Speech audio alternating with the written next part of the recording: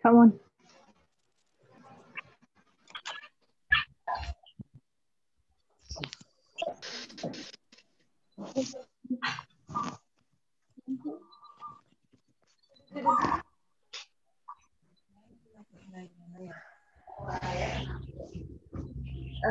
Kosmanya siapa? Indah ya Kosmanya? Iya, Bu. Indah sudah Hadir, Bu. Indah. Berapa orang Indah? Apa, Bu? Berapa orang? Kelas A. 43. Kenapa? Sekarang baru gabung berapa orang? 34 ya. Indah mau nanti di data siapa yang tidak hadir ya Indah? Kenapa, Bu? Oh, satu orang nggak hadir, Bu. Si Yoga, dia katanya ke kampus, ada urusan di kampus. Oh, ke kampus. Kampus mana? Uwin tadi, Bu, dia ngechat Indah, Bu. Oh, kampus kita lagi tutup selama 14 hari ke depan.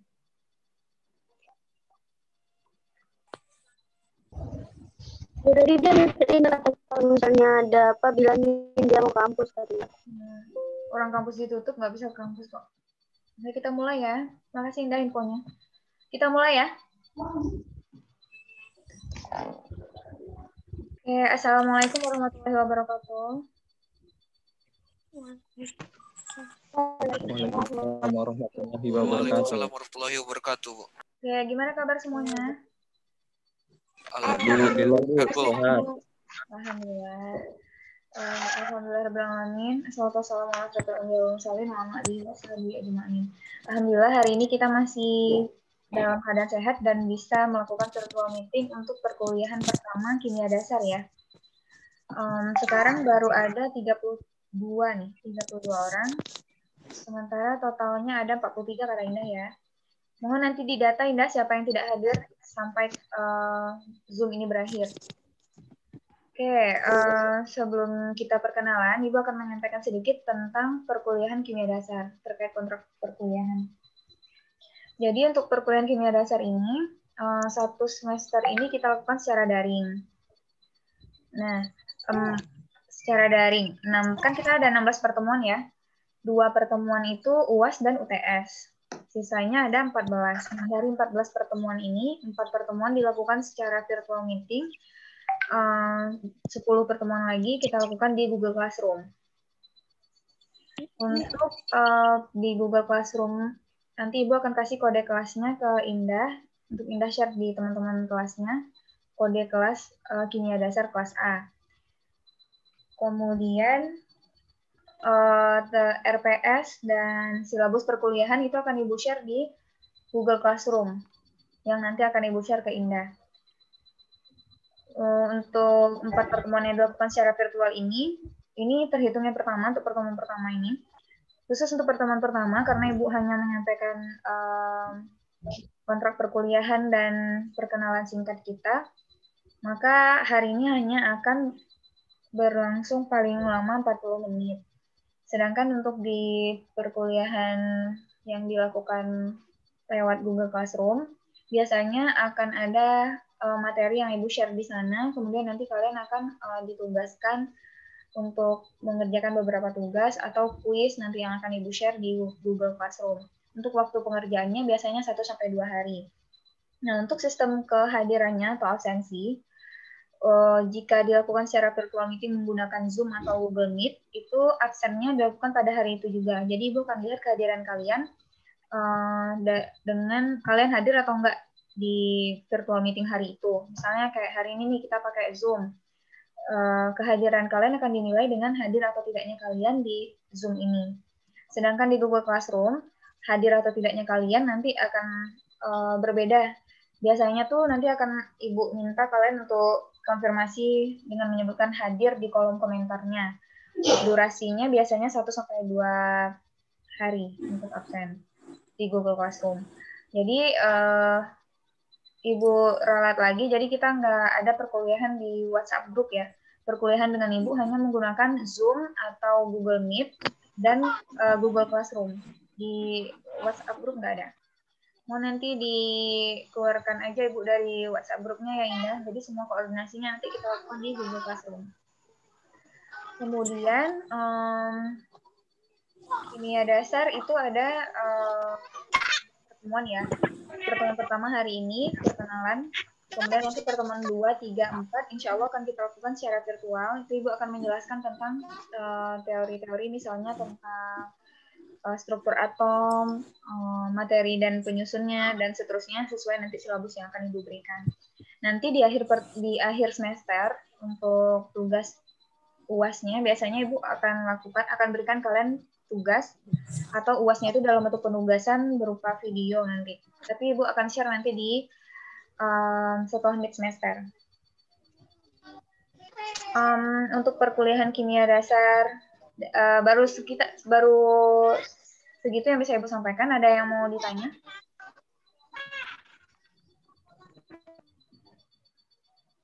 Niswah Tulfitrah. Niswah bisa dengar? Bisa, Bu. Niswah, Ibu bertanya Niswah. Siapa yang jawab tadi?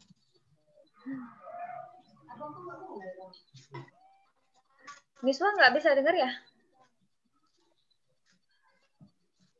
Ini deh, Ovi Septi Yuliani. Ya, Bu. Ovi tadi tentang perkuliahan kimia dasar kita akan menggunakan media daring apa? Kenapa, Bu? Kita akan menggunakan media apa yang akan kita gunakan dalam perkuliahan kimia dasar sesuai yang Ibu sampaikan tadi? Lewat Zoom, lewat Google Classroom, sama Meet. Oke, mantap Ovi, fokus ya. Yafhan mana nih? Iya, Bu. Yafhan, nggak terlihat nih orangnya nih. Yafhan nggak terlihat. Siapa lagi nih? Fadil, Randi, Natasha, Mardiah. Fadil, oke, sudah. Natasha sama Fadrian mana nih?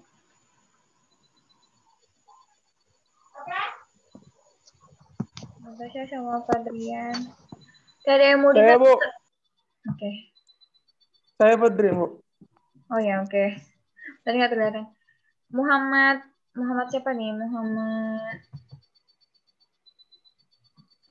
Muhammad Hasbullah atau Muhammad siapa nih?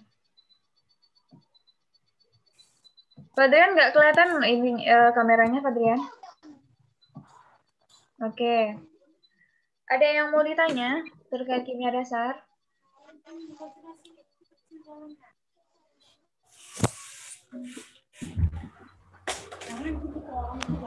Ada yang mau ditanya? Izin bertanya, Bu. Wafik ya? Siap, Bu. Ya, Bu. Oke, silakan Wafik. Berarti kalau dari struktur atom itu kayak materi kayak awal SMA ya, Bu? Tapi kita kayak semacam ulangan apa ya? Kita flashback materi di SMA lah, cuman nggak banyak gitu. Karena kan jurusan pertanian nih, bukan jurusan kimia. Kalau jurusan kimia memang sampai ke kulit-kulitnya kita bahas. Kalau di jurusan pertanian hanya dasar-dasarnya saja gitu. Gitu, Wafik. Siap, bisa dipahami, Bu. Ya, kalau misalkan kalian dari IPA, biasanya nanti yang untuk kimia dasar ini materinya udah pernah kalian temui di SMA sebenarnya. Cuma nanti lebih Ibu arahin ke bidang pertaniannya gitu. Nah, oke. Terkait dengan pertanyaan Wafik tadi, Ibu mau nanya nih sama kalian. Vicky, kenapa Vicky? Vicky ngomong ya? Ingin bertanya, Bu. Oke, silakan Vicky. Ya. Ini praktikum yang ada di kimia dasar itu bagaimana, Ibu? Ya, oke. Terima kasih Vicky pertanyaannya. Terima kasih Vicky, Ibu udah nangkep pertanyaannya. Karena sekarang dilakukan secara daring, biasanya kan praktikum itu kita lakukan di laboratorium ya, untuk perkuliahan kimia dasar atau perkuliahan yang lainnya semuanya dilakukan di laboratorium. Karena sekarang daring, mungkin akan sama seperti semester lalu. Semester lalu praktikumnya dilakukan dalam bentuk penugasan. Jadi dosen pengampu mata kuliahnya akan berikan tugas kepada kalian untuk memenuhi nilai praktikum gitu. Untuk semester ini memang belum keluar edarannya, tapi sepertinya akan sama seperti semester lalu. Karena kita kuliahnya dilakukan secara daring, praktikumnya juga nanti kemungkinan akan dilakukan secara daring juga gitu. Dalam bentuk penugasan biasanya Vicky. Nanti kalau ada informasi terkait itu akan Ibu informasikan ke kalian semua. Terima kasih Vicky pertanyaannya. Oke, Ibu mau nanya nih, siapa yang bisa jawab ya kira-kira ya? Kan kita jurusannya pertanian ya, agroteknologi ya. Nah, anak agrotek kenapa perlu belajar kimia?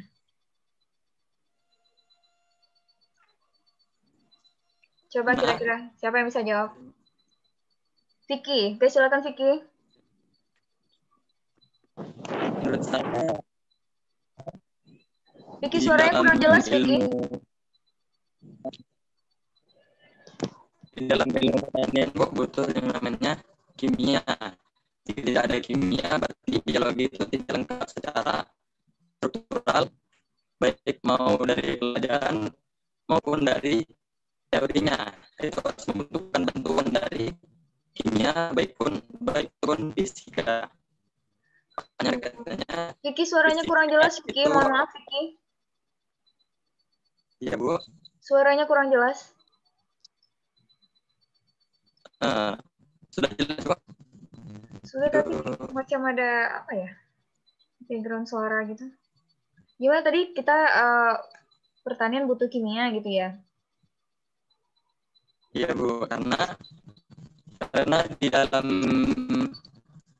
suatu ilmu kan ada namanya ilmu sains. Ilmu sains itu menurut saya yang akan lengkap apabila ada kimia, fisika, dan biologi. Dan kadang-kadang dibalik juga oleh matematika. Itulah tidaknya mungkin yang saya mengerti.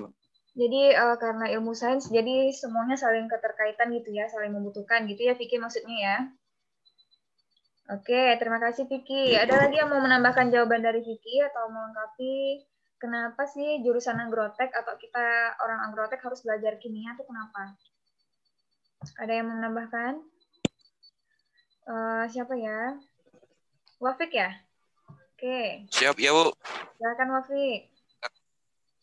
Karena di pertanian itu Bu, kita kan ada membahas tentang pupuk Bu, atau unsur hara gitu. Jadi itu ada membahas kayak zat-zat kimia yang dibutuhkan untuk membuat pupuk atau yang dibutuhkan dalam pertanian Bu. Oh iya, bagus. Bagus Wafik. Misalnya contoh pupuk apa Wafik? Ibu penasaran? Wafik, contoh pupuk apa? Kan tadi salah satu aplikasi atau kenapa jurusan pertanian itu perlu belajar kimia karena di dalam pertanian itu ada namanya pupuk gitu ya, atau unsur hara yang dibutuhkan oleh tanaman. Nah, misalnya gimana sih senyawa-senyawa kimia apa sih yang digunakan dalam membuat pupuk gitu ya Wafik ya? Nah, Ibu mau nanya nih, salah satu contoh pupuk apa yang Wafik ketahui? Atau unsur hara yang dibutuhkan oleh tanaman? Salah satunya apa?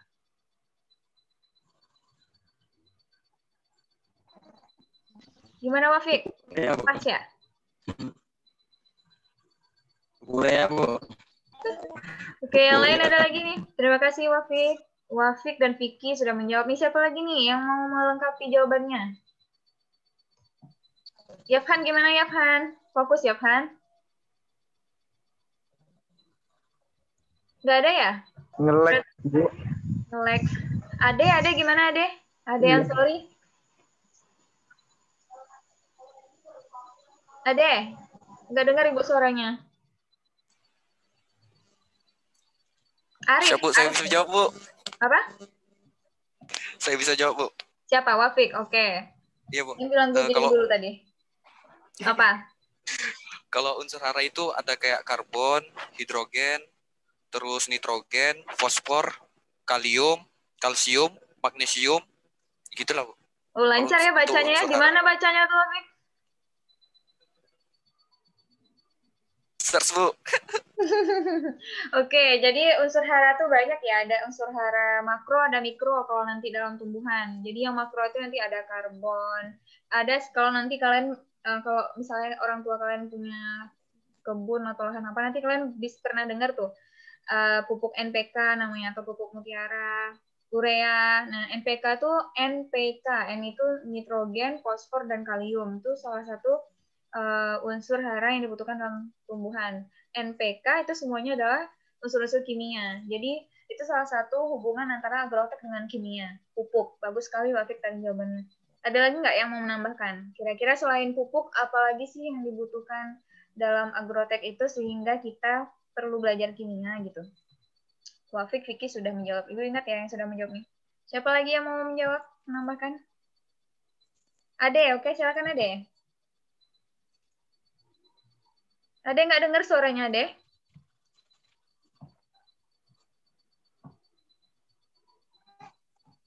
Nggak terdengar, Ade. Mohon maaf, nggak terdengar.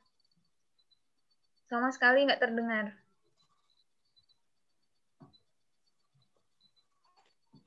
Kalau apa memang jam 8 dulu pada masuk. Jadi enak gitu ya. Gimana, Ade?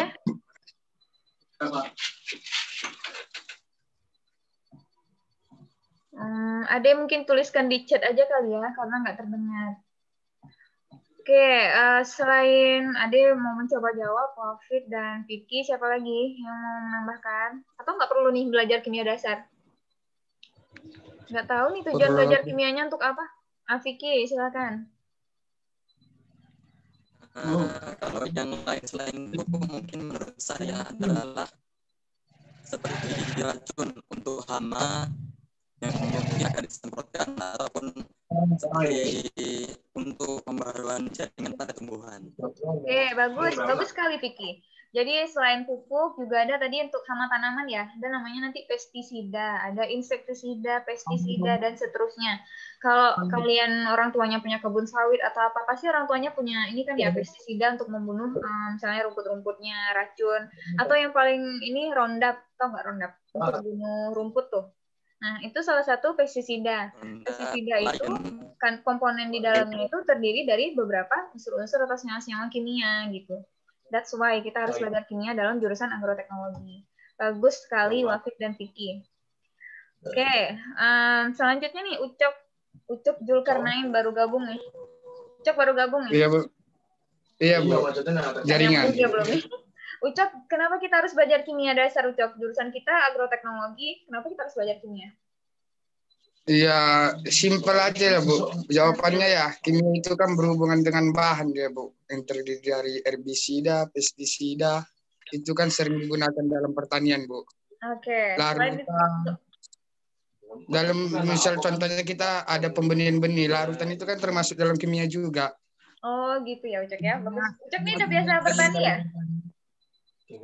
Apa, Bu? Ucok sudah biasa bertani ya? Atau pernah melakukan pekerjaan pertanian? Iya, Bu. Sering bertani sama jurusan pertanian juga lah, Bu. Oke. Bertani apa, Ucok? Nah, ini masih usaha mau cabai, Bu. Oh, bagus. Ya, kalau dikembangkan bagus tuh ya. Nah, cabai itu biasanya sering ada penyakit cabai nggak sih, Ucok? Kayak daunnya keriting gitu, atau buahnya nggak besar. Sama ya, jamur putih lah, Bu. Jamur, dia akan berjamur ada juga. Nah, kalau sakit biasanya dikasih apa tuh, daun-daunnya atau biji atau buahnya?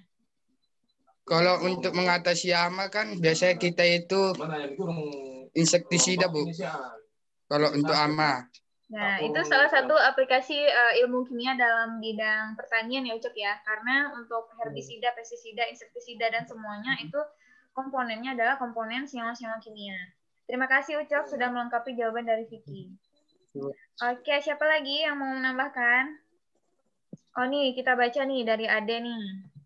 Ade Ansori. Tentu saja karena kita bisa mengetahui kualitas tanah, air, dan udara dengan perhitungan kimia. Karena pH tanah berpengaruh kepada tingkat kesuburan tanah, misalnya pH, tingkat jenuhnya. Oke, bagus ya jawabannya ya. Karena salah satu aplikasi kimia dalam pertanian itu memang dalam pengukuran pH. Jadi, ada namanya soil tester. Jadi, untuk mengetes pH tanah itu, alat yang digital. Ada banyak sih sebenarnya cara mengukur pH tanah. Salah satunya soil tester. Jadi, saat kita celupkan alat itu ke dalam tanah, nanti akan otomatis terlihat berapa pH tanahnya. Kondisi pH tanah perlu kita ketahui karena kalau tanah terlalu asam, berarti harus kita tambahkan kapur atau senyawa yang bersifat basa supaya tanahnya tadi bersifat netral sehingga bagus ketika ditanami tumbuhan. Nah, tapi ketika tanahnya itu terlalu asam atau terlalu basah, tanaman tidak akan tumbuh dengan baik di sana. Makanya kita perlu tahu pH tanah itu berapa. pH-nya asam kah, basah kah, atau sudah netral gitu. Oke, bagus Ade. Terima kasih Ade. Siapa lagi nih? Good job Ade. Siapa lagi yang mau menambahkan jawaban? Yang perempuan nggak ada nih suaranya nih. Dari tadi laki-laki semua yang jawab nih. Gimana? Ibu tunjuk aja lah kali ya. Normaliza Sapitri. Normaliza.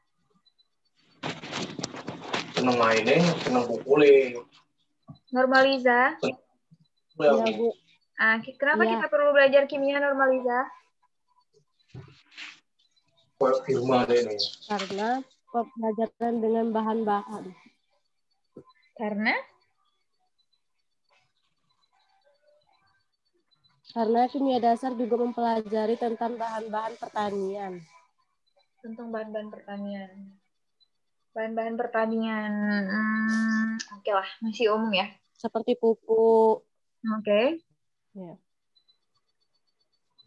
Apalagi Normaliza?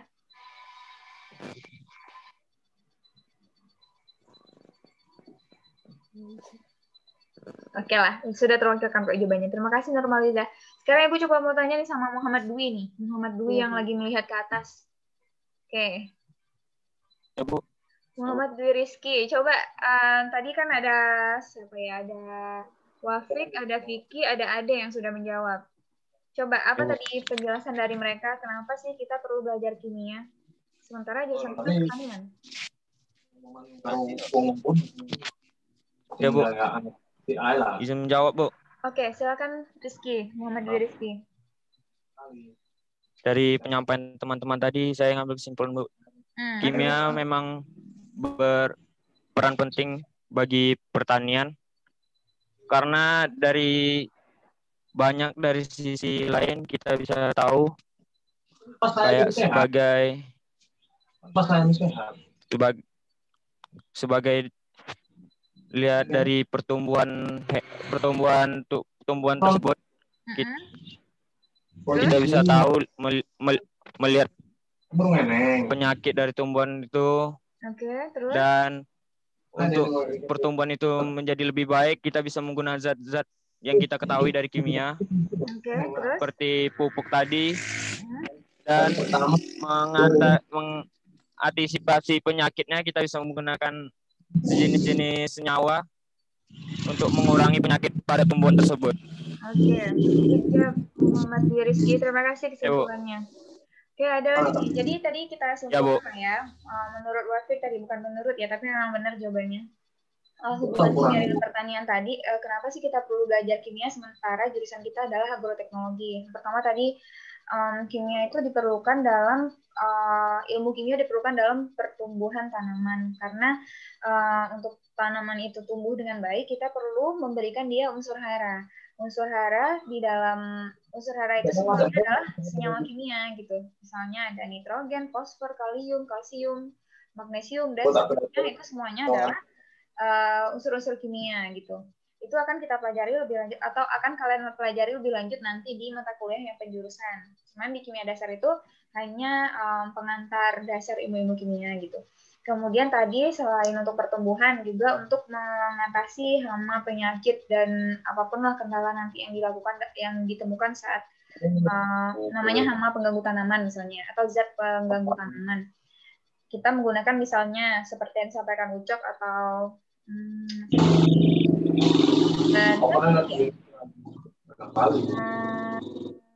misalnya ada pestisida, herbisida, insektisida gitu. Kemudian yang ketiga disampaikan juga oleh Ade tadi dalam pengukuran pH, karena untuk untuk menumbuhkan tanaman dengan baik, kondisi tanah harus kita ketahui pH-nya dalam keadaan netral atau normal, bukan terlalu asam atau bukan terlalu basah oleh Ade. Kemudian ada satu lagi nih, kira-kira ada yang bisa menebak nggak atau ada yang bisa melengkapi nggak? Paling penting ya.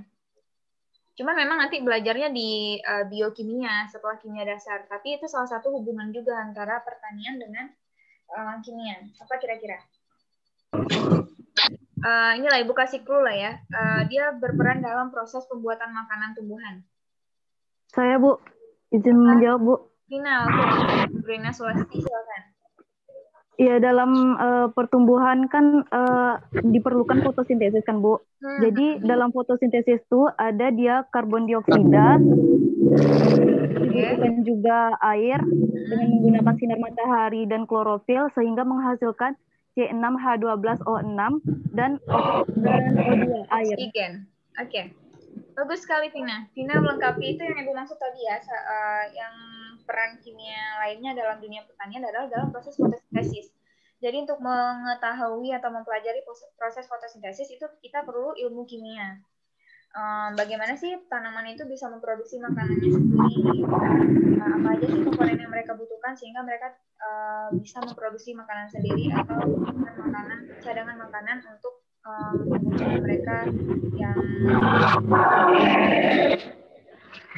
bagus sekali ya Vina ya, terima kasih untuk jawabannya. Itu semacam apa ya, pengantar aja sih supaya kalian tahu kenapa sih kalian perlu belajar kimia gitu untuk pertemuan hari ini. Ibu suka ya kelas ini aktif orangnya. Mudah-mudahan untuk perkuliahan virtual meeting berikutnya kalian masih tetap aktif dan jangan sampai yang ngomongnya itu aja, misalnya Wafid terus, Vicky terus misalnya.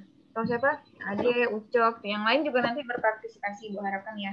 Karena keaktifan kalian saat virtual meeting via Zoom atau Google Meet dan keaktifan kalian nanti di Google Classroom itu akan jadi bahan penilaian Ibu untuk nilai mandirinya gitu. Oke. Ada yang ingin ditanyakan terkait perkuliahan kimia dasar? Ada yang ingin ditanyakan lagi atau sudah cukup?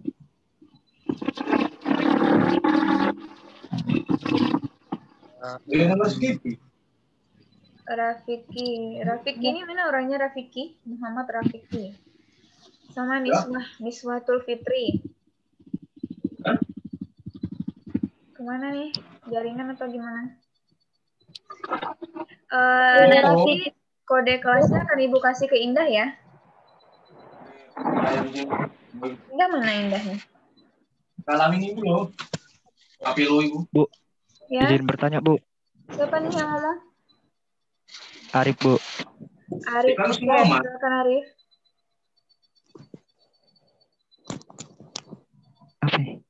Arif Pranata ya? Ya Bu. Oke, silakan Arif. Tadi Bu, dengan jawabannya Adi Ansor kan Bu? Pertanyaan tentang pH tanah Bu. Ya. Jadi Bu, pH tanah yang bagus untuk tumbuh itu berapa Bu? pH tanah untuk tumbuh. pH-nya tuh yang tidak terlalu asam dan tidak terlalu basah. Biasanya antara 6,5 sampai 7 gitu. Kan yang pH netral itu 7 ya. pH yang basah, yang dikatakan asam itu 1 sampai 6 biasanya. Yang dikatakan basah di atas 7 sampai 14. Nah, kalau terlalu asam atau terlalu basah, itu nggak bagus tumbuhan untuk tumbuh. Biasanya kalau di tanah-tanah gambut nih, tanah gambut itu biasanya kan asam ya, pH-nya ya. Saat dilakukan pengujian pH tanah, biasanya pH-nya sekitar 3 atau 4 gitu. Jadi, supaya pH-nya itu bisa naik menjadi 6,5 sampai 7, biasanya dilakukan pengapuran, dipakai apa ya? Ada tuh tambahannya nanti untuk dolomit Bu, izin menjawab. ya dolomit salah satu jenis kapur yang bersifat basah. Jadi, karena tanah gambut itu sifatnya asam, ditambahkan dolomit yang bersifat basah, nanti pH-nya nanti akan menjadi pH netral 6,5 sampai 7 gitu Arif. pH yang bagus. Biasanya memang pakai dolomit ya untuk yang di untuk tanah-tanah gambut atau tanah-tanah yang bersifat asam. Gitu Arif. Terima kasih pertanyaannya. Siap Bu. Oke. Bu. Ada lagi yang ingin bertanya? Bu, izin bertanya Bu. Siapa? Siapa ini? Laili. Siapa? Laili. Laili. Mana Laili? Oh, Laili Lydia. Oke, silakan Laili. Bu, dari mana kita tahu tanah itu normal, maksudnya netral dengan mata telanjang gini? langsung dilihat langsung gitu, Bu. Oh iya.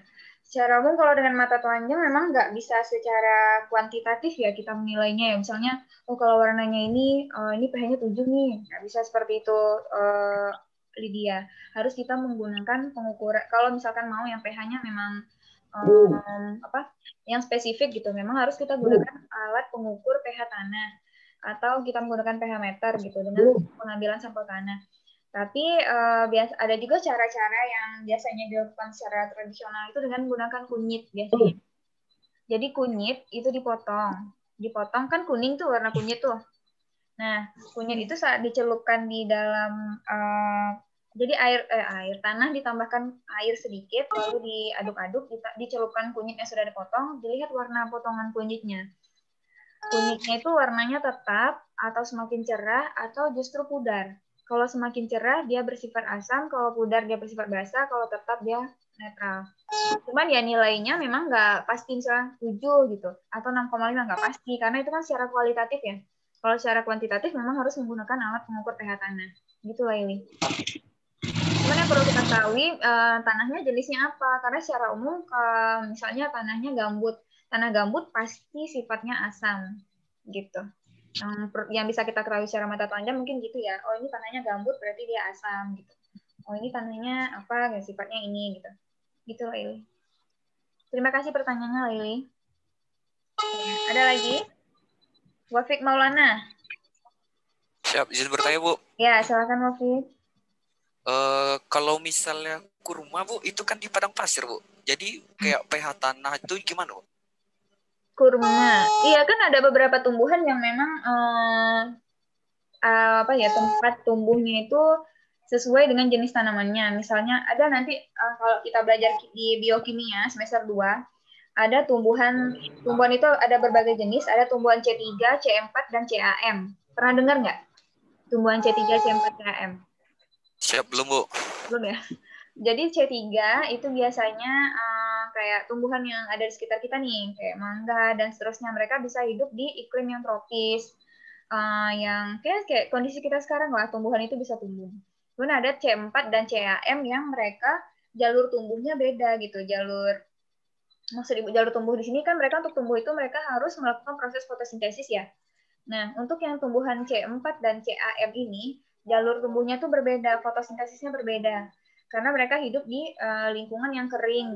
Misalnya kayak salah satunya kurma tadi lah, mereka tumbuh bukan di lingkungan yang tropis.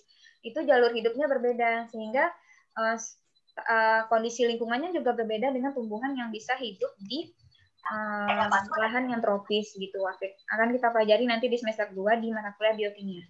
Kalau masih bertemu sama Ibu, tolong tanyakan lagi ya. Siap, laksanakan Bu.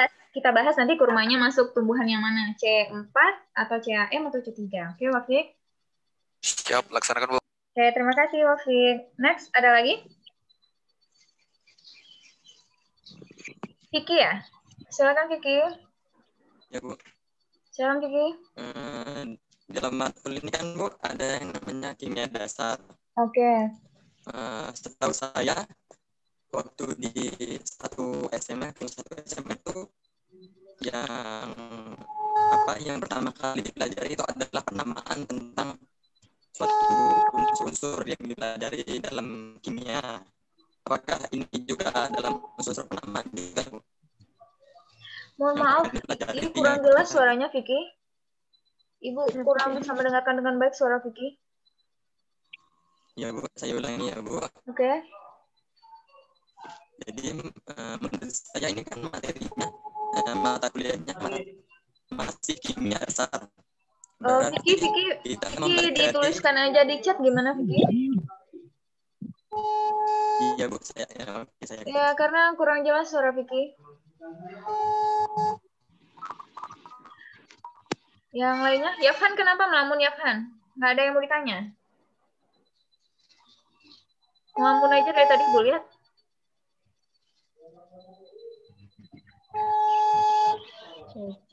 Rifki ada yang mau ditanya, Rifki? Atau Fauzan?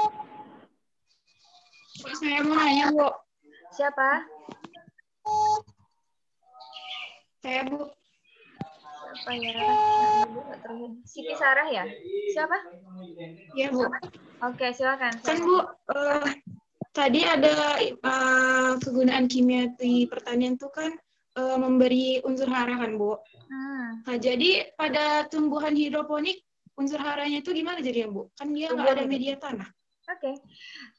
Hidroponik udah pernah nanam pakai hidroponik ya, Sarah ya, Siti Sarah? Pernah SMA, Bu. Oke. Berarti sudah pernah membuat sistem hidroponik ya, yang air ditambahkan dengan pupuk A dan pupuk B. Ya enggak? Iya, Bu. Nah, unsur haranya di mana? Di situ, yang di larutan A dan B. Kan ada larutan A dan larutan B tuh. Larutan A dan larutan B itu komponennya adalah pupuk, unsur hara yang dibutuhkan oleh tumbuhan. Jadi unsur hara yang mereka dapatkan itu dari mana? Dari pupuk A dan pupuk B. Pupuk A dan pupuk B, kalau nanti Siti Sarah baca lebih lanjut, pupuk A itu komponennya ada nih, pupuk B ada lagi. Jadi meskipun mereka nggak menggunakan media tanah, karena mereka menggunakan unsur hara dari pupuk A dan pupuk B, kebutuhan unsur haranya tercukupi. Gitu Siti Sarah. Nah, atau misalnya nih kayak tumbuhan yang hidup bebas, misalnya kayak kangkung atau bayam kan mudah banget tuh tumbuhnya misalnya di air. Atau yang cuman ada air tapi mereka tumbuh gitu. Atau atau tumbuhan yang tumbuh di kolam ikan. Kan tuh hanya ada air misalnya ya sama ikan yang di dalamnya. Kok mereka bisa tumbuh sih di situ? Unsur haranya dari mana gitu. Mereka kan nggak menggunakan tanah gitu ya.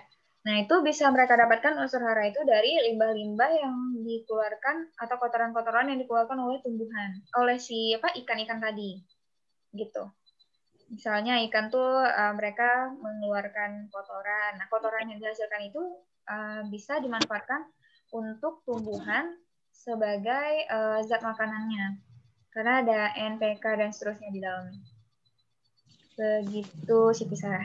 Terima kasih pertanyaannya ya. Ada lagi? Ya, terima kasih, Bu. Ya, sama-sama. Ada lagi? Izin bertanya, Bu. Siapa nih? Ucap, Bu. Ucap ya? Ucap, silakan Ucap. Ini contoh dalam penggunaan bahan kimia ya, Bu. Dalam penggunaan bahan kimia, contohnya kita herbisida. Mengapa dalam pemakaian bahan kimia yang berlebihan membuat dampak yang tidak bagus terhadap lingkungan? Itu maksudnya apakah bahannya yang mengandung kandungan bahannya yang merusak lingkungan atau kayak mana, Bu? Mengapa biasanya kan bahan kimia ini sering merusak lingkungan lah, Bu? Iya. Mengapa lingkungan dia? Iya, kan ada pestisida, herbisida, insektisida itu semuanya mereka ada yang sintetis, ada yang istilahnya ya, sintetis buatan, yang kimiawi dan yang kita buat sendiri gitu ya. Nah, yang kimiawi cenderung merusak lingkungan. Kenapa gitu? Karena komponen kimia itu kalau secara terus-menerus kita gunakan, sama seperti misalnya nih, kayak misalnya kita makan makanan instan, anggaplah misalnya, Ibu nggak mau bilang merek, misalnya apa gitu makanan instan yang sering kita makan. Itu kan dia kalau makanan instan sudah pasti dia menggunakan senyawa-senyawa kimia tambahan ya, supaya dia awet gitu misalnya. Makanan cepat saji nih maksud Ibu nih.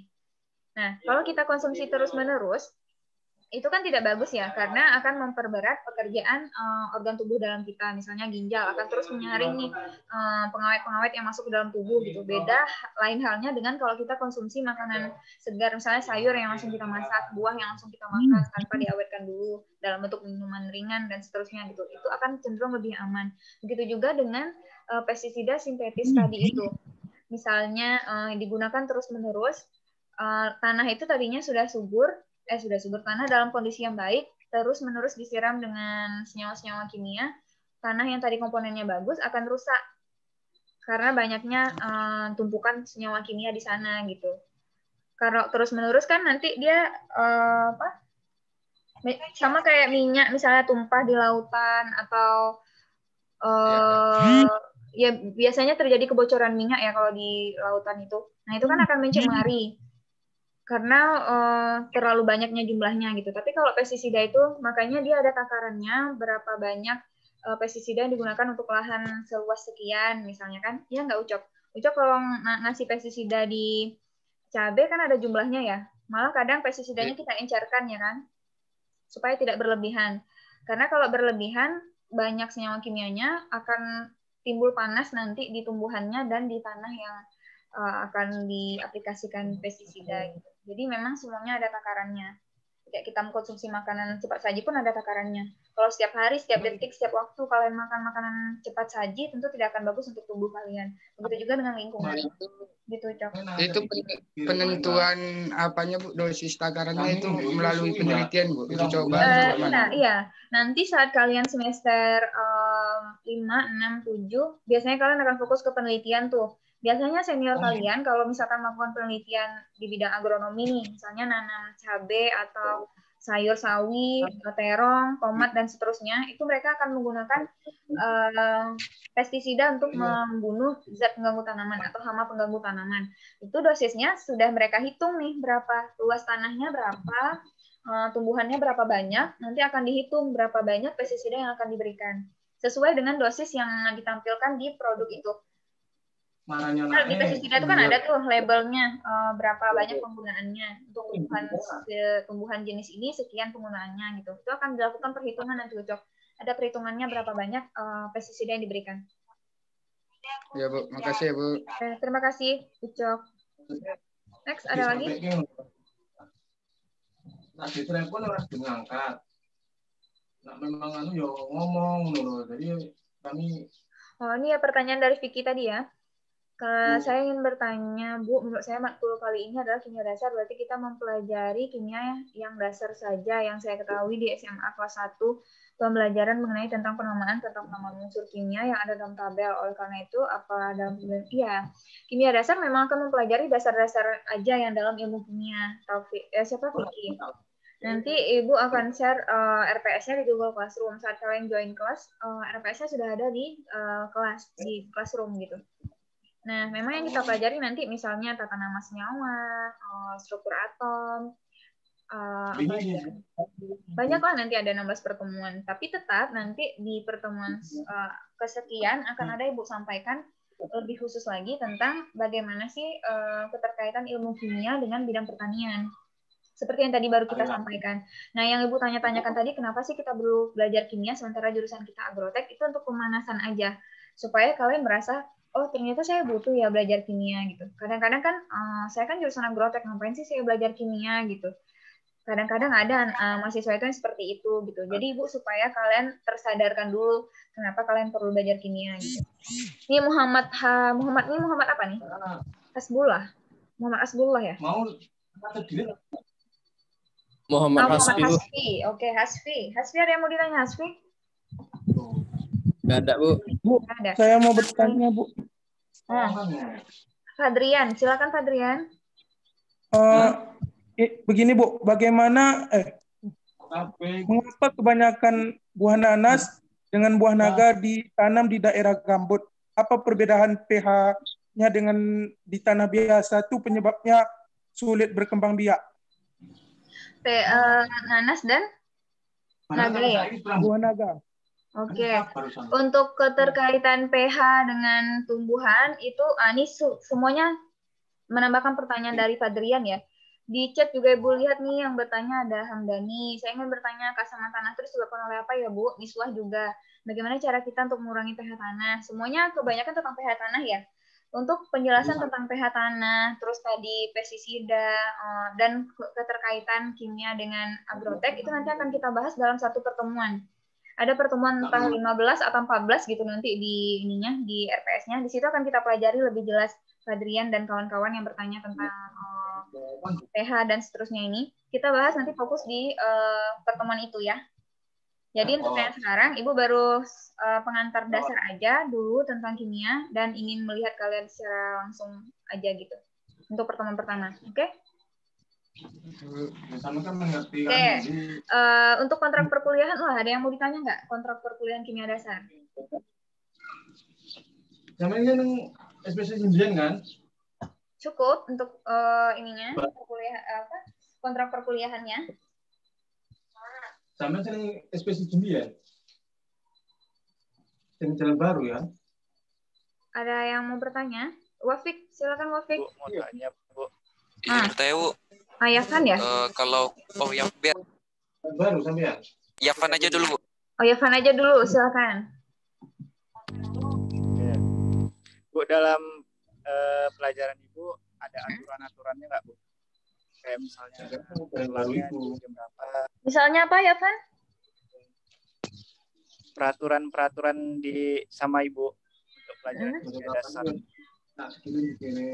Ya, untuk peraturan-peraturan secara umum sama ya dengan perkuliahan yang lainnya. Cuman kalau dengan Ibu misalnya kalau virtual meeting, Ibu nggak kasih batasan untuk terlambatnya. Kalau bisa memang kalian hadir gitu. Misalnya nih, untuk Zoom ini kita akan lakukan 40 menit. Selama 40 menit itu kalau kalian hadir, insya Allah itu sudah terdata hadir sama Ibu. Tapi kalau untuk yang di Google Classroom, biasanya Ibu memang kasih waktu yang lama sih untuk absen 1-2 hari. Jika sampai 1-2 hari itu belum juga ada konfirmasi kehadiran dari kalian di kolom komentar, maka Ibu akan catat kalian tidak hadir gitu. Atau kalau ada kondisi khusus yang memang kalian memang tidak bisa menghadiri kelas, silakan japri Ibu secara pribadi kenapa gitu. Oh ya, Van. Untuk yang peraturan-peraturan lainnya sama ya seperti peraturan perkuliahan secara umum. Untuk pakaian bebas rapi, terus aktif selama perkuliahan, gitu. Ya kan? Terima kasih. Wafik, silakan Wafik. Pertanyaan saya sama kayak Yafan tadi, Bu. Oh iya, sama pertanyaan kita. Hafal kalian ini. Sama apa malas nanya nih Wafik jadinya nih? Oke, ada lagi yang ingin bertanya terkait kontrak perkuliahan? Nah, apa Kak? Cukup. Udah mana rupanya?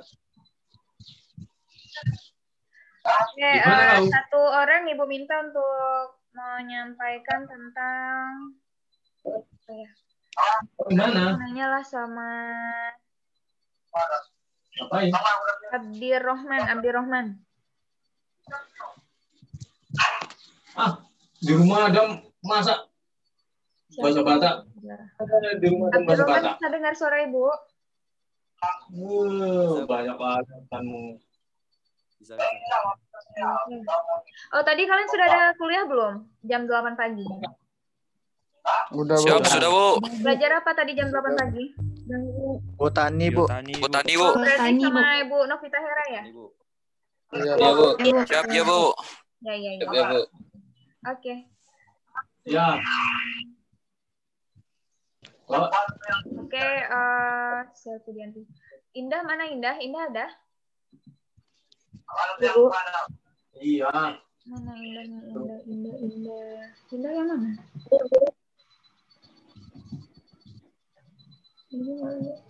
Indah Karisma ya? Indah, kita 43 orang hadir semua hari ini. Ya, Bu.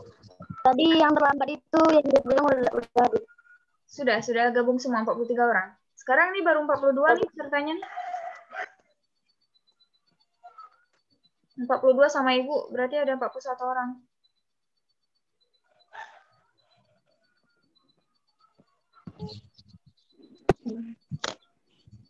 Mau dicatat nanti siapa yang nggak hadir ya, Indah? Catat dulu ya, Bu, yang ini. Yang nggak hadir aja, yang hadir nggak usah ini. Yang hadir nggak usah dicatat, yang nggak hadir aja. Bapak udah masuk ayam? Malam. Oke, mungkin segitu dulu untuk perkuliahan hari ini karena kita pakai Zoom yang free, jadi waktunya juga terbatas. Untuk pertemuan virtual berikutnya, Ibu akan kabari ke Indah, itu akan dilakukan di pertemuan keberapa. Tapi memang 4 kali kita lakukan secara virtual. Cukup untuk hari ini, terima kasih untuk keaktifan kelas A. Terus terang Ibu sampaikan, Ibu tadi pagi sudah mulai kuliah dengan anak semester 1 juga. Kelas kalian termasuk kelas yang lebih aktif dibanding kelas sebelumnya. Ibu senang kelas ini aktif sekali ya. Mudah-mudahan untuk next pertemuan juga seperti ini. Terima kasih atas segala perhatian. Mohon maaf atas segala kekurangan. Jaga selalu kesehatan. Assalamualaikum warahmatullahi wabarakatuh. Waalaikumsalam warahmatullahi wabarakatuh. Warahmatullahi wabarakatuh. Pagi, Bu. Siap, selamat pagi.